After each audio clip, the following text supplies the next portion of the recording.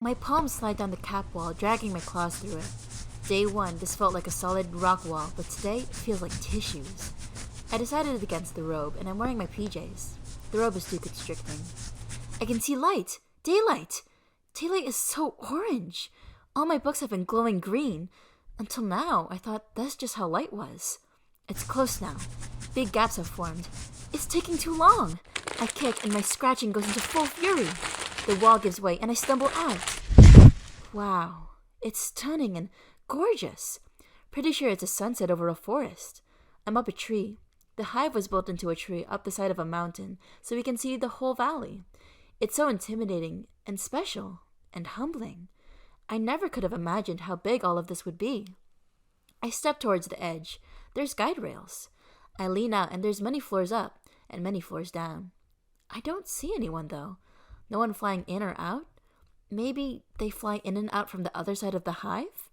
Oh, duh. It's probably from the bottom of the hive, so they're closer to the ground when they leave. I don't see anyone near the ground, though, either.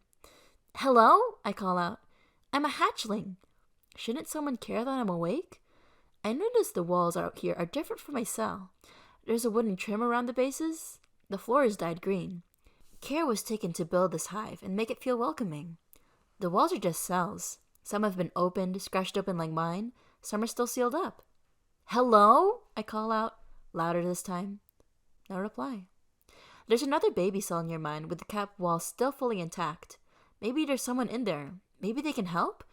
I scratch away a little hole. I don't want to open it too much if they're not ready to come out. The hole opens up, just big enough to get my hand through. Hello? I ask. No answer. Up on my tiptoes, I peer into the hole. The hatchling is black and shriveled, dead, completely dried up. Gasp! I stumble away. My hands are shaking. I can't make them stop shaking. What's going on? When my hands calm down enough, I head around the hive and find a stairway leading up and down. It's big. I think this is the main way to get around the hive. Up I go, running. I have to find someone. Where is everyone? Why was I left alone? Each floor has more or less the same thing going on. No people. Sometimes it's a residential floor with better cells for living in, and sometimes it's an industrial floor for working in. Every so often, there's another dead body. Every so often, I get shaky and feel sick. A noise! Something. It's faint, like someone is walking around. It's up another flight of stairs. The last flight? Large doors block my way. The doors seem far more ornate than everything else I've seen so far. I push them open. This is a throne room. At the far end, a woman is crouching over something. It's a pixie with pointed ears and full-grown wings.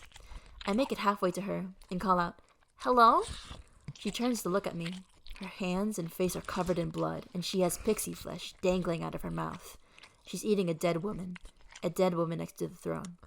She's eating the queen. Hi, she says with a little bit of joy. I'm Princess Ozda. She wipes the blood off her face.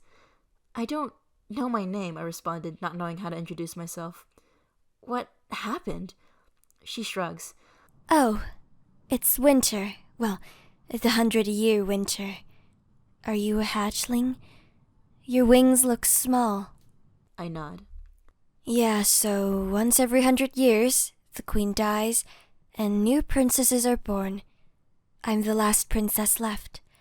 All the others have already left to start their hives. She stands up, and it's the first time I've seen a pregnant woman. Her tiny frame seems overshadowed by her massive tummy. I'm just getting a last meal in before I go too. Can I come? I ask. She laughs. No. You won't be able to keep up with those wings. What? I start. But what am I supposed to do? I don't know. Probably just die or something. I don't really care. She walks past me. It's so late. I really wanted to leave before it got dark. Wait, I say desperately. Look, little girl. I'm a girl, I ask. Her looks of annoyance switches to sympathy. You don't even know your name. Take me to the cell you hatched out of. We go down the stairs, and I point it out to her. Names are written on the cap walls. Looks like you broke through your name. I dig through the remnants on the ground. I find the letter B, but nothing else. I must have scratched too hard through the rest of my name. What happens if you scratch through your name? I ask. Usually one of the nanny workers would just tell you your name. I look at the letter B in my hands. But they're all dead. Yeah. What do you think B stood for? I ask. I don't really care. Bill? I ask. Sure, kid. I think Bill is a human name, and I think it's a dude's name, but whatever. You're Bill now. Happy? No. She shrugs. Well, not my problem. She sees look on my face and her smile fades off. Behind the throne room are the royal cells. There's food in them. I don't know how long they'll last you, but it's worth checking it out.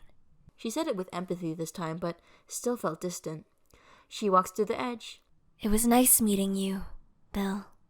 And with that, she flies away. I walk to the edge, put my feet between the slats in the railing, and watch the sun go down. Below me, I see 3 squirrels climbing up the tree. Towards the hive. Towards me. Hello, Death, I say. I'm a pixie.